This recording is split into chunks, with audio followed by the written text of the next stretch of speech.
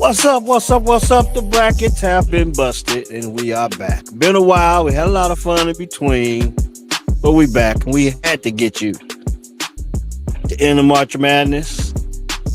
And now we're down. The brackets have been busted down to a Final Four in Yep. the homeland, in the Yep. home state, Indianapolis, Indiana.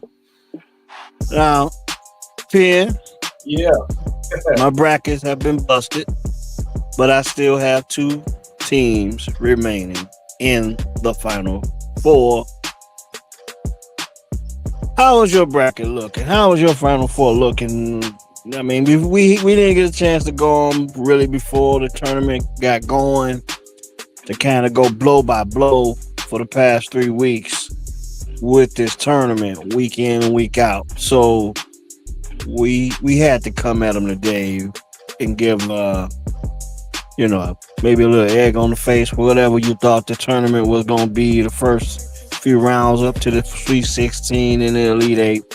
All I know is my bracket is busted, and I still have two teams remaining that I had picked to go to the Final Four. How about yourself? Well, my final four. Well, I still got the national champs alive. If you're looking at my hat, you can tell who I got to win it. Yeah. So I had that side of the bracket right. But that's all I got. I only got two out of the four. So I'll take two out of the four with my champion still alive. Yeah, Can't win the pool. I think that's where we're gonna. Well, me and you gonna disagree a little bit. Although I'm not as confident as I was today as I was when I originally put my bracket together. Um, to get into the busted side of of my bracket, it was I had St. John's beating Duke and moving on to the Final Four, and I had Houston coming out. I mean, they were what miles away from home in the what regional did they come out of? Houston The came out the, of the the South was it? Or what regional was it? South. Yeah, Houston was in the South. South the South regional. Houston had to come out of Houston and the Fighting Illini playing good basketball at this point busted them out. So those two teams kind of busted. Duke busted my bracket on. I mean, I had a lot of picks didn't go my way, but as far as the four teams I had picked to go to the Final Four, Duke eliminated St. John's. I had St. John's beating Duke, and Illinois defeated Houston, and I had Houston making to the Final Four. Now, my reasoning for picking St. John's to beat Duke is because Duke had injuries coming into the tournament, and they escaped Siena. And who did they beat in the second game? They They didn't really look like a number one overall seed. TCU was the second game. I think they didn't they kind of handle TCU. It was close in the first half, and they broke it open late. The final score was 81 Yeah, to 58. But they didn't look like a dominant number one seed. And Duke was the number one overall seed in the tournament. yeah, And so yeah, for them to struggle versus Siena and then how they look versus TCU, you could all signs was pointing to Duke getting knocked off at some point. yeah. And another interesting thing about this, when keeping my perspective on Duke, Caden Boozer, he came into this tournament. We knew he was the twin brother of Cameron Boozer, two twins of Carlos Boozer. But Caden Boozer was kind of in the background a little bit. And he really had a really good game the first round against Siena. He was probably the reason why they won that game. They had to come from behind to beat Siena. Yeah. Caden Boozer had a really good game. I believe I think he scored like maybe 18, 20 points. I 19 in think, that first game. Yeah. yeah, I think he had maybe that was a career game for him.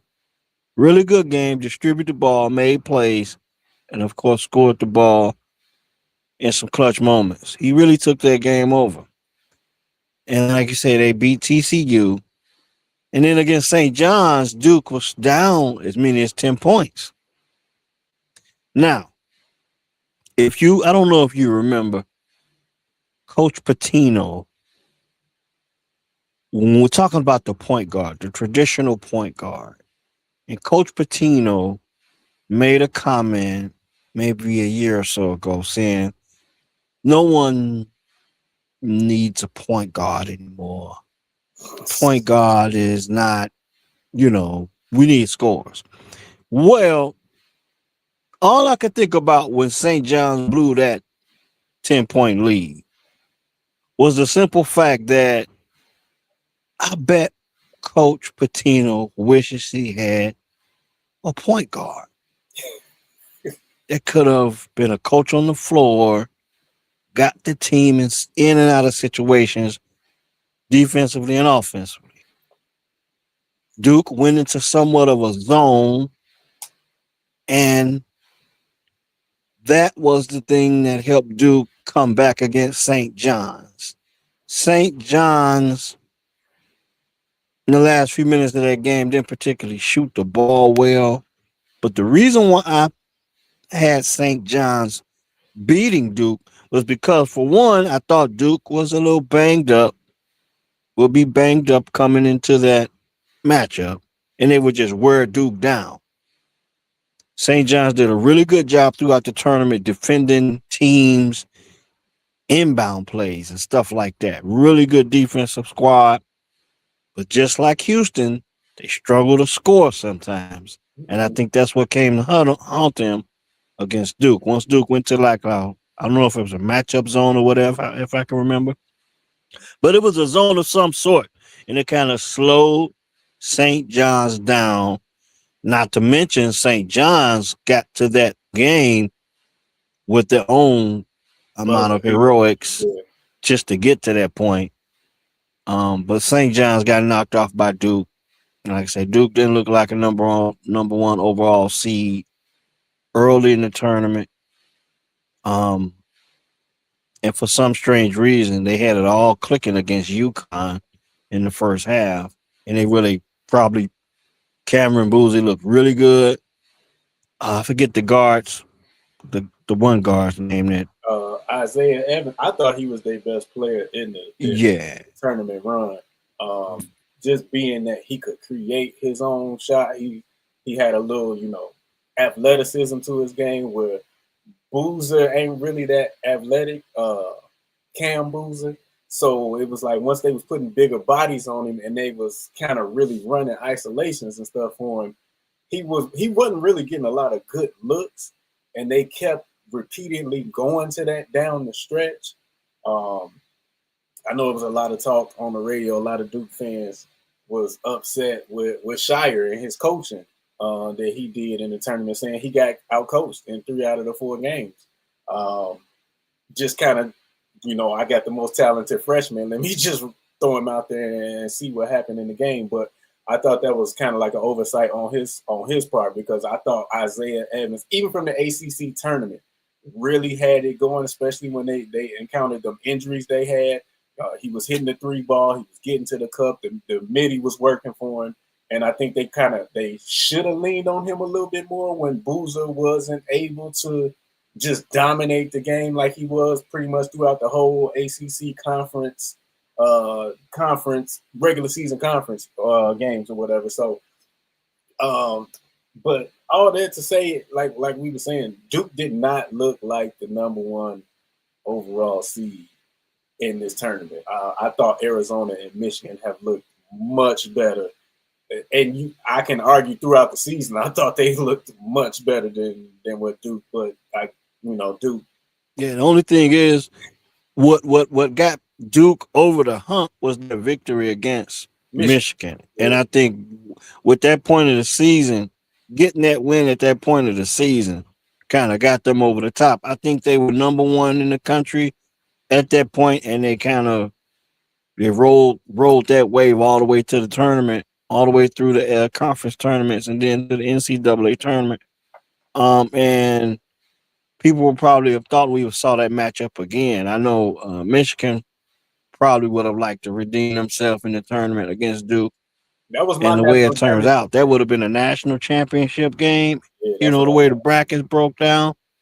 Those are two of the top teams that we had the chance to see during the season. Duke, like Cameron Boozer, really talented freshman.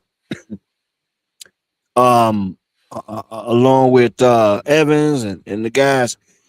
I don't know if they were projected to be number one for the season started, but they were. I mean, but they ended up being number one at the end of the season. And like I said, they had injuries. We didn't think they didn't look like the number one overall seed in the tournament itself. Some interesting things about this is going into this Final Four. Okay, so UConn, of course, have won 2 of the last 3 championships. Yeah, this their third Final Four in 4 years. Okay, so I don't know if anyone's particularly surprised to see UConn in the Final Four at this point. I think it's kind of, we probably didn't expect them to be there, but we're not surprised that they're there.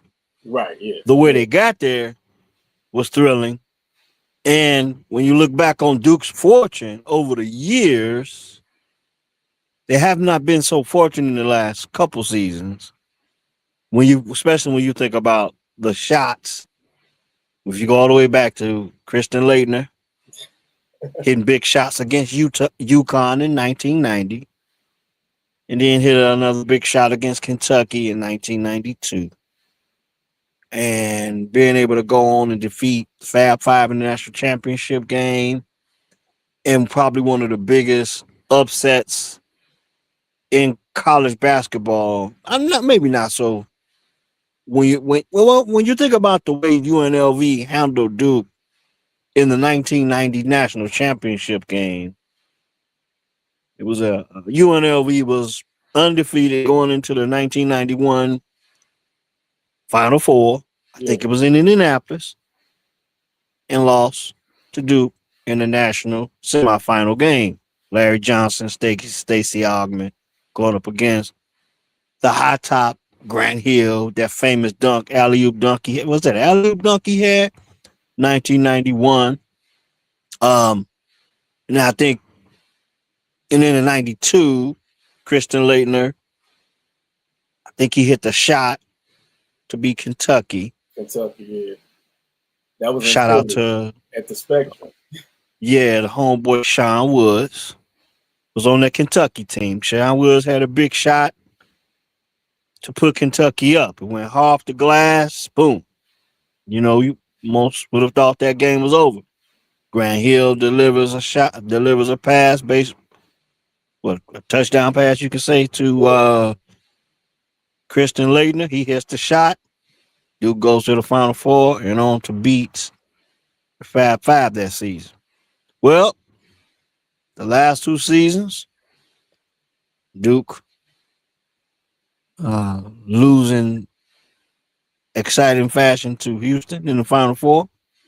This year they lose to UConn in the Elite Eight. Yeah. Braylon Mullins, Mr. Basketball 2025, Indiana, Greenfield Central. One thing I'm going to say about Mr. Braylon Mullins, I'm going to shout out one of my former high school players, because we were supposed to play Braylon Mullins in Greenfield Central. We were trying to put them on our schedule last season, 2024, 2025, at East Chicago Central. We tried to put them on the schedule, but weren't able to get them on the schedule. But the summer leading up to that season, we always go down and there's a tournament called the Charlie Hughes tournament down in Carmel, Indiana, at Carmel High School.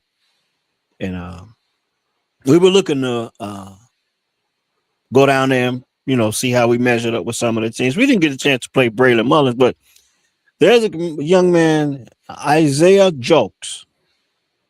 He knew everything. He knew a lot about a lot of different players. You know how when you're in high school you follow those guys. Like you could probably tell me who the top player in the country was when you came out of high school. That year. So all he would say was, "Man, Braylon Mullen, Braylon." Mullen." He kept telling me, and see me at this point when I'm coaching or trying to develop our guys, I don't really worry about the other guys, who's doing what and where they at. We play who shows up. Right. But he talked a lot about Braylon Mullen. That's all the kids were talking about on the way down to this trip. Braylon Mullen. Look, I didn't give a damn who Braylon Mullins was then. But Braylon Mullins put himself on notice with that shot. Yeah. And he had a bad game. And then he got the steal, the deflection. No, he got the steal, didn't he? He hit the steal, which was a deflection. He caught it, kicked it over to Caravan, and Caravan hit it back. 35-footer bang. Yeah. We going to the Final Four. So Braylon Mullins most definitely made himself known to me, even though I knew, and I hadn't really focused on him as a college basketball player, but I knew he was at UConn. Yeah. And this was the day that he said, "LA, I'm Braylon Mullins." 35-footer, bang, we going to the Final Four. So now I'm going to definitely be paying him some attention on this stage. Yeah. Playing for the UConn Huskies. Yeah. Definitely going to be paying attention to him on this stage. Now,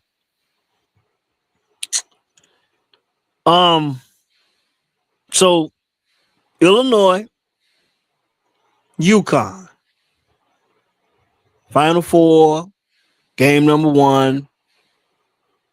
What you got? Because I had a chance to go back and look at the first game, and neither one of these teams playing the way they were back on November 28th.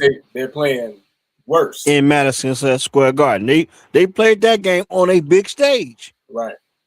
This game with a lot more at stake, but it's the one matchup because Arizona and Michigan didn't face off. But this matchup here, it's going to be interesting to see the roles that are played. And I'm gonna go over some things from the first game. What do you think when you talk about Illinois basketball? Kind of brainstorm on what you've seen with Illinois up to this point, and then UConn, and then we can get into the Arizona and Michigan matchup.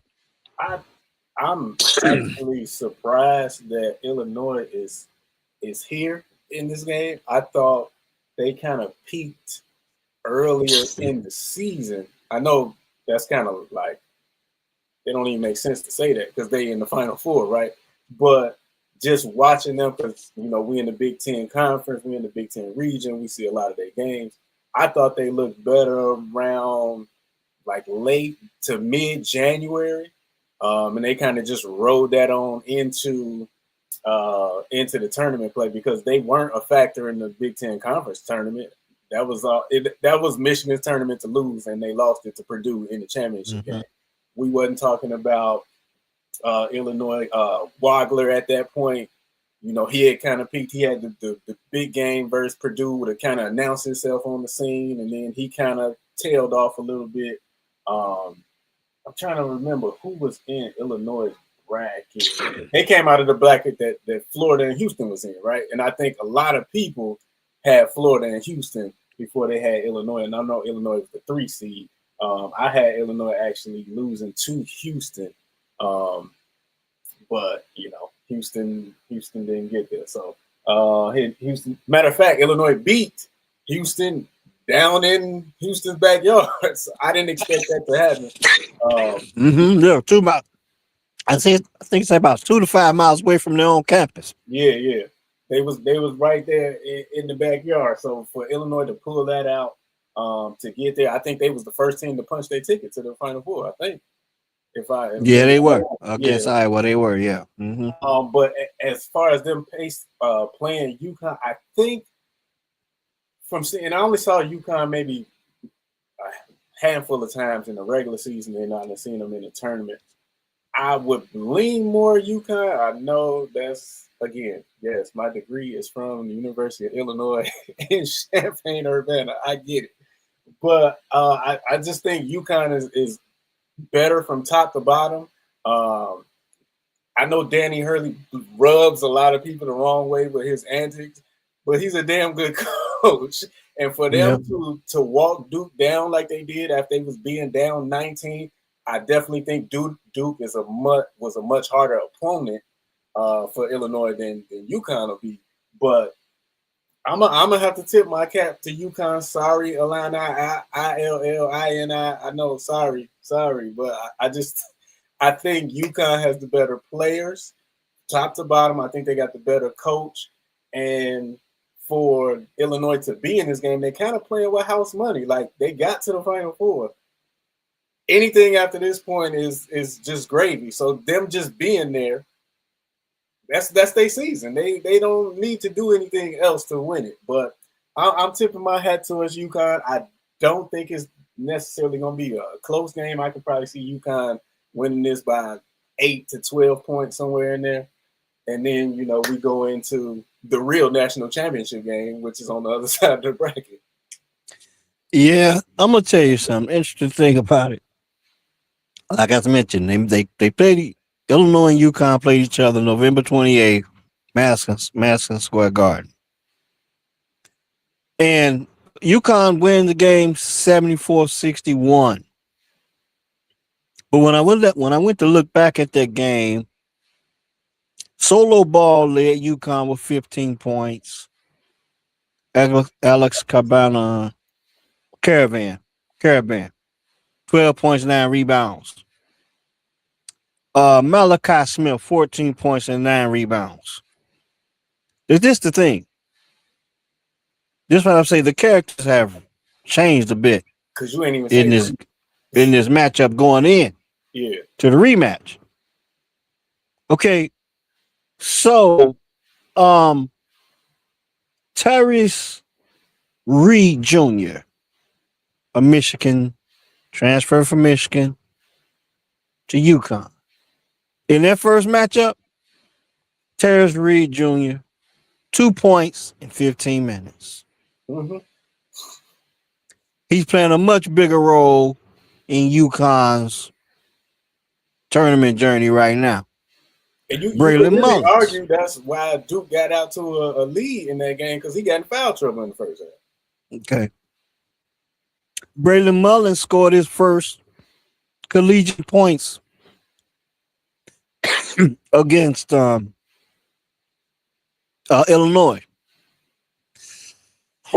Those are the only points Braylon Mullins had in that game. He played 10 minutes, 2 points in 10 minutes.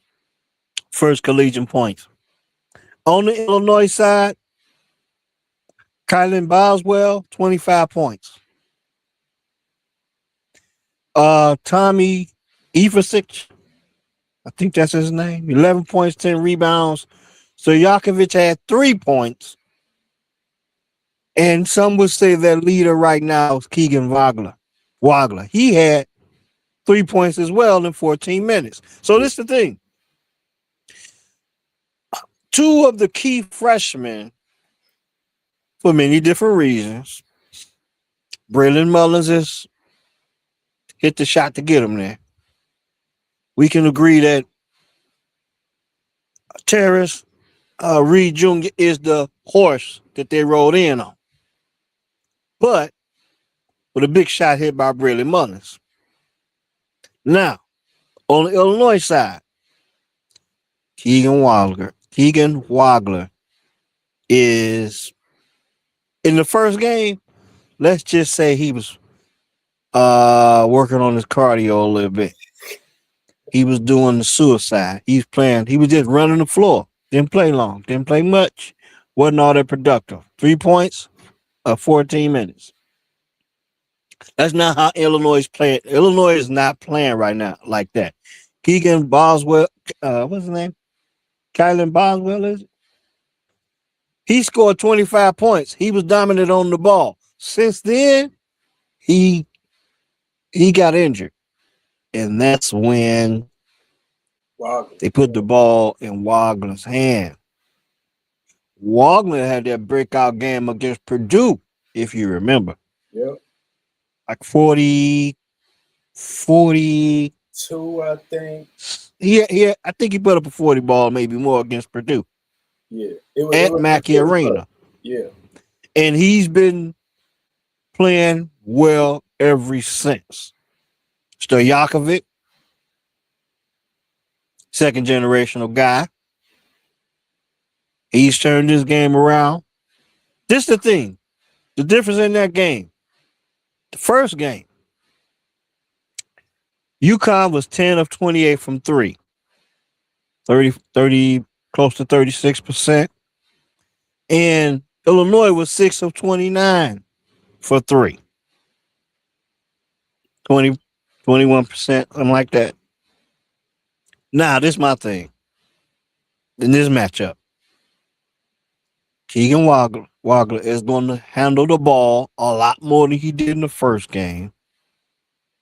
You got to believe that Terrace Reed Jr. is going to get a lot more touches and going to play a lot more than 15 minutes. Given that he can stay out of foul trouble. Yeah. This game is, like you said, you think that UConn has the better team. I'm not so sure about that when you look at the backcourt.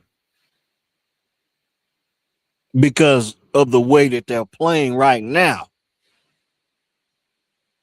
I don't even Malachi Smith had 14 points in the first matchup. I don't particularly remember what he did in the last game against Duke, but all I'm saying is this. Keegan Wagler, Braylon Mullins, and Terrace Reed.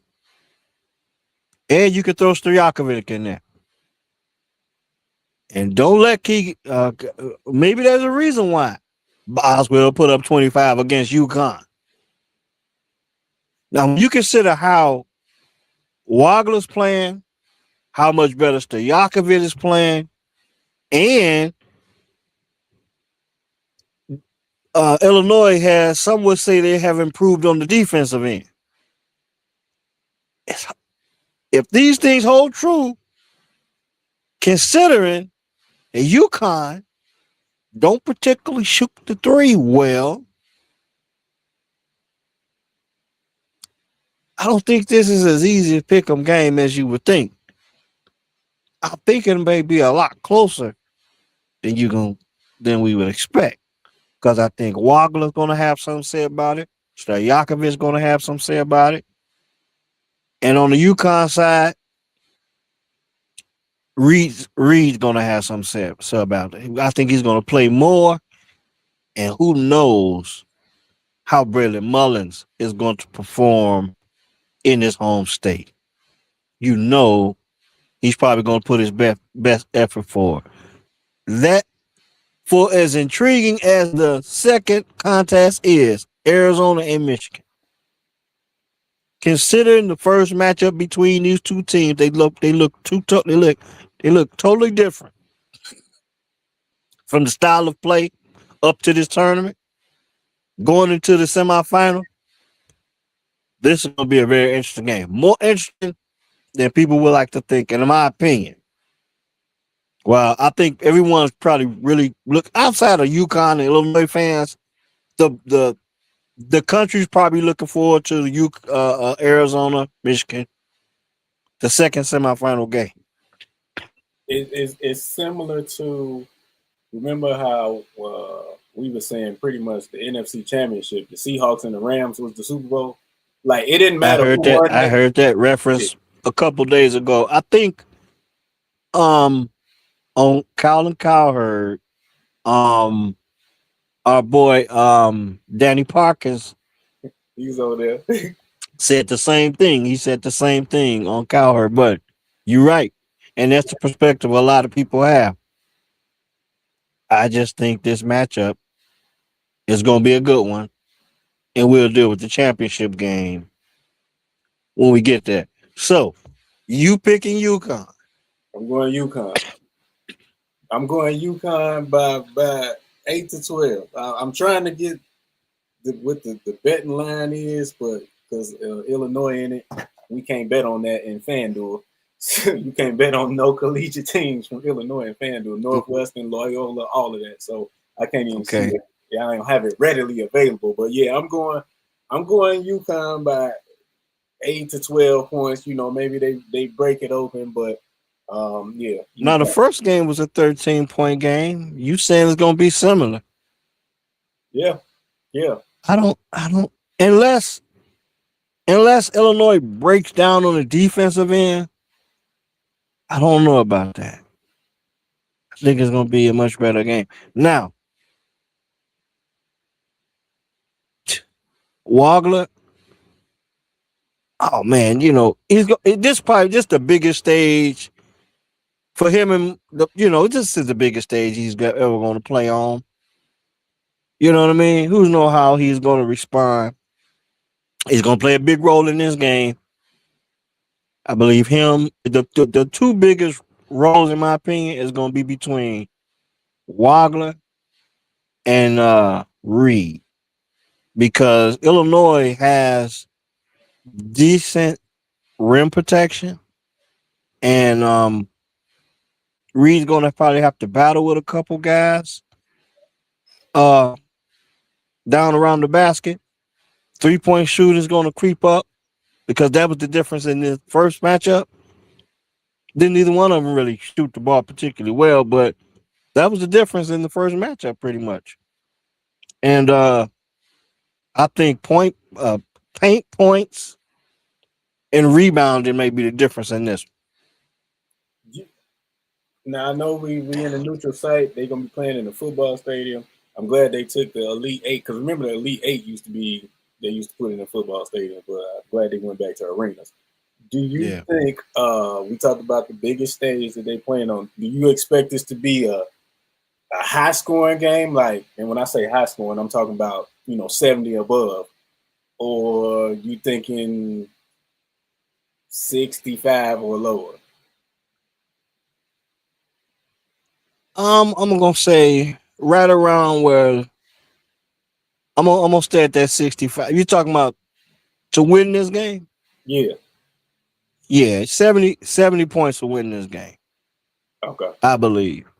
Because I think, typically, if you notice, in most Final Four games, teams come out extremely cold or extremely hot. Right. I don't know what's going to happen in this game, but I think it's going to level off. 70 points to win this game between these two teams. And, man, I don't want to pick against Illinois, man. I really don't, because it's something about just playing well at this point in the season. And UConn had to fight and claw to beat Duke. Don't get me wrong. Iowa's not Duke. Right. Maybe Duke woke UConn up, and maybe they're gonna get some pretty good practices in and be pretty sharp coming into. Because most people will say they do have the better coach, so I give them that. But if they can't shoot that ball, it don't matter who the coach is, and that's just pretty much what it comes down to. I think it's gonna come down to paint points and rebounding, and for Illinois, Wagler has to play much. He has to play a big role, because that's their style of play now. Now, Boswell can get it going. If Boswell can get it going again, like he did in the first game with Wagler playing his game the way he's been playing, I'm gonna go with Illinois by 5. So I'm gonna go out on a limb. I'm just gonna pick Illinois.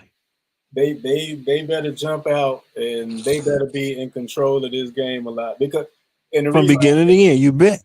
Yeah, that reason I say that is because I think with UConn this their third time in 4 years being in the Final Four, I don't know if a lot of those guys was on the previous two teams, but just the program, this is not new to them. So Danny Hurley is not going to be rattled if they get down early. But you can see that thing going the other way. If Illinois get down early, they might start to press a little bit. So Illinois better jump out. They better jump out and be in control of the game. And UConn may have to walk them down, and maybe the time run out. Illinois gets the victory that way. But yeah, I'm still going UConn. I'm still on my 8-12 UConn. All right, so that's good for the people that's watching. You know, we got a little contrast between the way we thinking about it. I just think Wagler has to play well. Wagler play well, Illinois wins. That's what I got. Then, so you taking UConn, I'm gonna take Illinois. I'm gonna ride Wagler playing well, but I think that's what it's gonna come down to for Illinois. He's got to play well. Stojakovic as well. Now, second matchup. These are the two teams I had in the Final Four: Arizona and Michigan. Now, I had Arizona beating Michigan in this semifinal. But on your bracket you had that, or that's what yes. Okay. Yes. Okay. Now this is the thing. I don't feel as good about that pick as I did 3 weeks ago. Think about this matchup is these teams, we don't know. Styles make fights. It's the one thing I come to realize with Arizona. They score off the bounce quite a bit. They score off side pick and rolls quite a bit. They don't do anything complicated on offense. They got really highly skilled players all the way around. Even guys coming off the bench. They are deeper, maybe, than Michigan. I would say so, especially with Kaysen being out for Michigan. Yes. If Michigan don't really have a backup point guard now that he's out, so if Cadeau gets in foul trouble or something like that, that could present a problem. Yeah. Arizona do a hell of a job driving. They get to the basket off the bounce pretty well. I don't particularly know how good of a three-point shooting team they are, but I think they're going to have to knock some threes down because the big boy for Michigan, Mara, that kid is going to be around the rim. The reason why I say this is because I don't think Arizona has a big that can pull him away from the basket. So, all that driving to the rim, I don't think it's going to be as easy for Arizona as it's being like against who did they play they beat Purdue. And Purdue gave them all they can handle until the last 4 minutes of the game. Exactly. Don't get me wrong. Arizona was scoring at will in the beginning, but Purdue was resilient. They got back and fought back into their game. They gave it an old tough Big Ten try, but they just came up short in the last 4 minutes of the game. But Purdue was able to pound the ball in the paint a little bit, but they were not able to stop the penetration by Arizona. The kid, I don't forget his name. The kid number 8 for Arizona. Bradley. No, not Bradley. Bradley's the point guard. I know I've been watching Bradley since they played the Blue-Red game. I think he transferred out of Alabama. And when they started having those when they have those open, when they have those inter-squad practices, yeah, I've been following Arizona since then. Now, when I went to that, the reason why I followed is because Bronny James, I wanted to see how Bronny James would fare into the rotation. And I knew then that Bryce. Not Bryce James. I want to see how Bryce James will fit into that rotation very early into the season. And that's why I got on Arizona early. But when I watched that red-blue scrimmage, I found out 2 things. Bryce James wasn't ready. and the Bradley kid was the real deal. Now, them two things I came away with, but I was not aware that I think Arizona has a couple freshmen, pretty good guys, and I forget this kid's name, man, number 8 for Arizona. But anyway, he's really good getting at the basket. But I just don't see that happening with Michigan. Now, Michigan has been on a mission. They lost to Purdue in the Big Ten tournament. I don't want to hold that against them. Purdue's an experienced basketball team. But they lost to Duke. They were a little bit exposed against Duke. I don't know if the injuries crept up in the backcourt before that Duke game or after the Duke game. But the kid, Michigan's bench, is going to have to show in this game. The kid number 4 for Michigan. I'm not doggone Burnett. Namari Burnett. Yes. He's going to have. He's coming off the bench. Yeah, he don't start. He's going to have really good ball game. He got him. Michigan shares the ball extremely well. And he was one of the guys that got off against Tennessee. They ran away from Tennessee.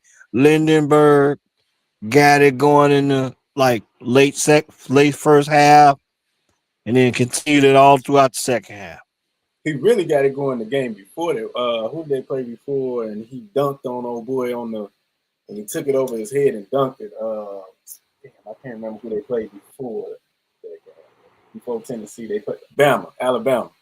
Yeah. Shout out to Alabama, man. I'm gonna tell you something. It's a shame we couldn't go blow by blow with this tournament. Unfortunate. But Alabama had a kid. His dad is 89 Gary Roosevelt alum, Latrell Wrightsell and Sr., I believe his son. His son, Latrell Wrightsell Jr., is plays for Alabama. And he had a pretty good tournament. But like I said, it's unfortunate we weren't able to just go on blow by blow, so I could have pointed those things out. Since I'm doing that, let me send a shout out to my man Jalen Washington. Played for University of Vanderbilt. He had a chance to participate in this tournament. Transferred out of North Carolina. North Carolina comes up. That's a whole different discussion. And maybe at the end of this, when we get to the end of this Final Four and find out who this national championship is, we could talk about North Carolina, the North Carolina job. And since Duke has went out the last 2 years the way they have, there's been some controversy on whether or not, people think that John Shire should be just as fired as Hubert Davis was. Yeah, and that's what we can get into that. We can get into. You might want to make a note of that. We'll talk about that after this national championship is. Matter of fact, I tell you like this. I'm not going to waste no time on it. Let me tell you like this. Then we get back to this matchup: Arizona, Michigan. Hubert Davis. And I think it was 2022, 2023 season, North Carolina Tar Heels were ranked number 1 preseason in the country. I believe this was Jalen Washington's freshman season. So I think they're number 1 overall preseason number 1. Now, that team didn't make the tournament at all. Yeah. Excuse me, and I believe that that's from that moment, because remember, he started out national championship game, 15-point lead, he loses to Kansas. Yeah. The next season, he's preseason number 1 with North Carolina. Hubert Davis, head coach. Bringing a pretty good recruiting class. And I mentioned Jalen Washington, Gary Indiana. But ever since he didn't make that tournament, I believe the pressure's been on him ever since. And to go out the way he's went out the last couple seasons, I still have to say is rooted from them not making that tournament that year. And it's been downhill since. Now, Caleb Wilson went down, and you can say what you want, but they had a 17, 16-point lead against VCU and lost that game. Now, they get rid of Hubert Davis. This is the thing. We talk about Jon Scheyer. Many would think that he should be let go. One of the most famous people that said it was what's my man, Rob Parker. And Stephen A. Stephen A. Rob Parker said it. Both of these guys said it. This is the thing. Josh, this goes to show you how big shoulders Coach K has at Duke. Because Jon Scheyer has had some success in the tournament. Losing the Final Four. Losing the Elite Eight this year. And then what happens up 7 miles away when they get rid of one coach, now we're checking the standards, 7 miles down the road, Durham, Chapel Hill. Now, this is what I'm going to tell you. The pressure will be on Jon Scheyer, not in the regular season, but in the tournament next year. Duke gets to the tournament, the pressure will be on Jon Scheyer. Like Calipari at Kentucky. Yes. I mean, I think, I'm going to put you this way. And Calipari went to Kentucky selling one and done. And I think the Kentucky fans thought, well, he going one and done, and we're going to win championships in the process. But what happened was with Calipari, he went one and done, recruiting the one and done guys, but he only got one championship. And after a while, the Kentucky faithful were like, look here, man, you just sending guys to the league, we try to win championships. And it got stale. But with Duke, the championship standard never really changed. And Jon Scheyer rolled in on that standard. Yeah. He wasn't trying to come in with any other thing other than the standard of championship basketball at Duke. And I think that's the difference. But the pressure might still be the same. Now, this is the thing. How long can he stand on the shoulders of Coach K? I mean, that's going to be the question. And I think that question is going to be answered in the next 2 seasons in North Carolina. And I think he must win I don't know if matter of fact, I think he must win a national championship in the next 2 years. Because they got there last year, right? But they lost in the national. They got to the Final Four and lost to Houston.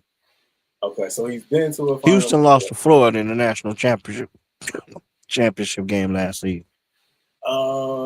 He's been to a Final Four. Recruiting classes it hasn't really fallen off since Coach K left. See, I would need to be more plugged into what they fan base is saying, like not just the casual fans that just buy into the brand of Duke, because that was a lot of the people that was upset on Monday that they lost because their bracket was busted or whatever. They just blindly picking. I would have to dig into it a little bit more to really know if I agree with 2 more seasons or not. But we can definitely say I think he's been more successful than Hubert in that time span.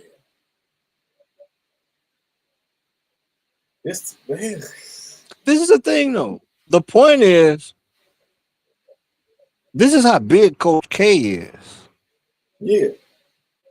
And And as long as Coach K supports Jon Scheyer, will the Duke brass or administration or the fan base, will they ride with, will they ride with this? Because now look at the situation Carolina's in, North Carolina. Now, they fired Hubert Davis. And now a week in, maybe more, and they still don't know who the next coach is. A lot of names being thrown out there. Billy Donovan being one. My point is, if you're going to get rid of a guy, you better damn sure have somebody in mind. But I think they got a guy in mind. They just can't pull the trigger on it yet. At North Carolina? Yeah. Okay, North Carolina is too big of a program to just be out there without a plan. That's like, yeah. I don't think it's a situation like, and I'm just using Michigan, the football team, when Sharon got fired or whatnot. They didn't really know who their next guy was going to be because it was after the coaching cycle. Everybody had, signed where they was going to go, and they were slim pickings, and then Whittingham kind of fell in their lap. I don't think North Carolina has that problem because the coaching cycle ain't even really started yet. The NBA season, if it's Billy Donovan, he finishing up, they may have gone through the back channels like, hey, man, y'all tanking anyway. Once you finish tanking over there, come to death row. Like, it may be one of them situations. Yeah, but they've got I think they got about 7 games left. Yeah, because it's April 1st now. Yeah. So starting in what, 2-3 weeks? 2? Yeah, it's less than 2. There's less than 2 weeks left in the NBA season, and yeah, Billy Donovan may be in a situation where he can, but he's most definitely got to get in there before that. While the transfer portal, all of this stuff matters. Yeah. Okay, so recruiting, transfer portal, stuff like that, all of this stuff matters. But my bottom line is, when it comes to Duke, how big are the shoulders of Coach K? Because you got to believe that Jon Scheyer is riding. He's done a good job, but to a degree, he's riding the shoulders of tradition and the support of Coach K. It's going to be interesting to see what happens in the next, especially with North Carolina. I think Shire's good, but I think he's going to have to win a championship in the next 2 seasons, at least one. I think he's got to win one in the next 2 years. Now go back to the Arizona Michigan game. I give Arizona the backcourt advantage. Burnett can change that. That point guard, what's his name? Cadeau. Elliot Cadeau. Now, where did he transfer in? Was it Carolina? I don't think he came to Carolina. Let me see. I'll find it. Anyway, I believe he has to play a big role, either on the defensive end against Bradley, or he's going to have to give Bradley some business on the offense. On the defensive end, he's going to have to either lock Bradley down or disturb how he controls tempo of the game. But the interesting thing about this thing is going to be the guard matchups. Yeah. Cadeau and Bradley, and the ability of Arizona to hit some threes, because I think they're going to have to hit some threes in this game. Not to say they can't, but I don't think they're going to have as much ball penetration against Michigan as they had against Purdue. Right. I like Morris Johnson. That's the difference. Kid that transferred from Illinois to Michigan. Yep. I like Morris Johnson. I do like Morris Johnson from Michigan. I think like I said, I've seen this kid in the summers. I would see him play some in AAU ball, and I think he's got so much better since then. I mean, just since last season, he's gotten a lot better. But I think it's going to come down to these guards, the guards between Arizona and Michigan. Michigan shares the ball better than pretty much any other team in this tournament. And Arizona puts it on the deck better than any other team in this tournament. They get to the basket off the dribble probably better than any other team in this tournament. And I think the ability to defend the ball movement and player movement of Michigan, especially in transition, and the ability to defend the drive on Michigan's behalf when you come down to stopping Arizona is going to be key. I think I got to give Michigan the edge around the basket, and That's that's what I why said. it's hard for me to pick Arizona. But I'm gonna go with I pick Arizona to move to the championship game. I'm gonna go to Arizona. I'm gonna go to Arizona to win this game. I just think they're gonna find a way to get it done. They're gonna hit some threes and gonna get it done. You already Michigan know where I'm losing to going. Duke is Michigan the way they lost to Duke. Um, was interesting, and I think you may find some of the similar things come up in this game. I'm obviously going Michigan. Reason being, I do think Bradley is better than any guard that Michigan got, but Morris Jr., and Yaks on their front line, that's going to be a problem, especially if Mara and Morris don't get in foul trouble. If they contain, straight line drives and can contain, Arizona's penetration, I have a hard time seeing how Arizona's going to win this game because we already just pointed out how Michigan shares the ball. They shoot the three well. They can dominate you in the paint. They're not as deep as Arizona. That's where they lack it. I think Dusty May is a better coach than Tommy. Was it Tommy Lloyd? I think that's his name. Yeah. I think they got the coaching edge there. And just looking at how Michigan's season has been unfolding, they went undefeated in the Big Ten on the road. They pretty much won every game by double digits. Not saying they're going to beat Arizona by double digits, but not saying they had cakewalks, but it was just like we playing the game, and then we just better than you at the end and we break it open. And that's how they pretty much their season has gone, except for them 3 games in the Big Ten tournament when they had to go down to the wire with Wisconsin. They lost to Purdue. Everything else in the tournament, Howard came out and played them tough, but then what happened? They broke it open at the end. Bama played them tough. They broke it open at the end. They blew the doors off of Tennessee from the beginning. So I'm not saying they blowing Arizona out, but I just think from top to bottom, I've been saying it all year. I thought Michigan was the best team in the country, and now we about to see it in the Super Bowl, the real national championship game, and then Monday night is just a formality. I don't care if UConn get there. I think Michigan getting to the championship game is going to look like how their season is won. They're gonna be playing a game, and then they're gonna break it open in the end and win it by double digits. So you have Michigan and UConn in the national championship game. Yep. I have Arizona and Illinois in the championship game.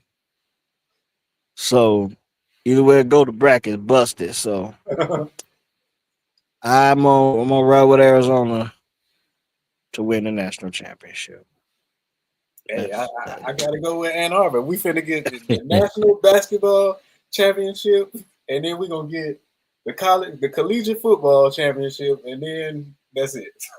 Yeah, I believe if that happens, if Michigan can go on to win a national championship, I believe it could boost uh, recruiting as if they may not like they need it, but I think it can recruit. I think it can boost the recruiting over on the football side as well. Last but not least, because we're not done talking about college basketball, we're gonna wait for this national championship thing to play out, and we can touch on some things on our concerns the next time about college basketball.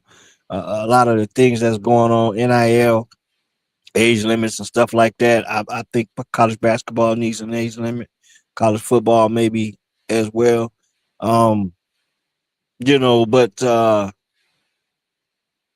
um, I just think that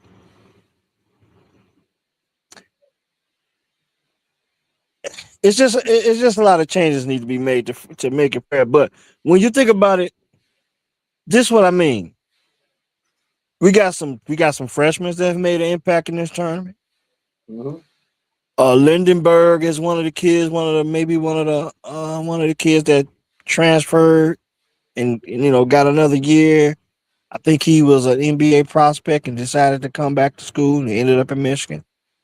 And the bottom line is this: if you can play, you can play. Yeah. 18.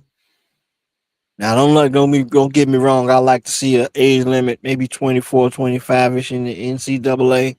I'm saying something. But if you can play, you can play. Yeah. And the reason why I say this is because the JUCO rule changed it to the point where you can get 4 years after JUCO. You can do 2 years, and when you graduate high school, you usually about 18. Some kids 19 years old. That's why I came up with the 24-year-old rule.